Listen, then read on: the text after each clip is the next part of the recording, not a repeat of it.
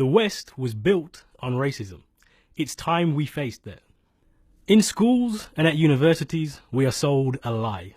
It is the lie that the three great revolutions of science, industry, and politics are solely responsible for the advancement of the West. But in truth, none of this so-called progress happens without the genocide in the Americas, the barbaric slavery of African people, and the colonization of most of the world by European powers.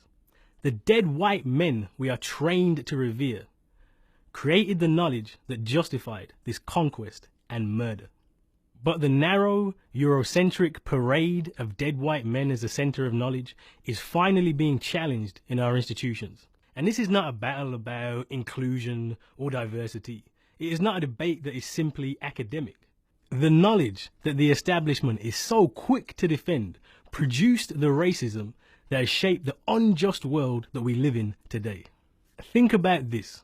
Why did the founding fathers of America see no contradiction in declaring that all men are created equal, whilst many of them were slave owners? It's because race was created as a scientific reality, designed to maintain a hierarchy. The enlightened white European sits at the top, whilst the savage black African is at the bottom.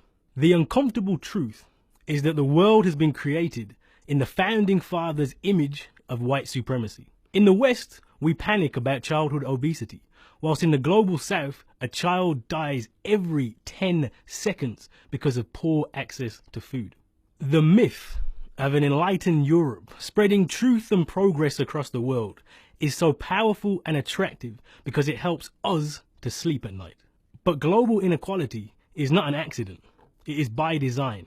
It provides the cheap labor and materials that mean we can afford so much for so little. The world can only ever be as equal as the knowledge it is built upon. The battle to decolonize education is the first step in shaking us out of our progressive delusions and creating the world anew.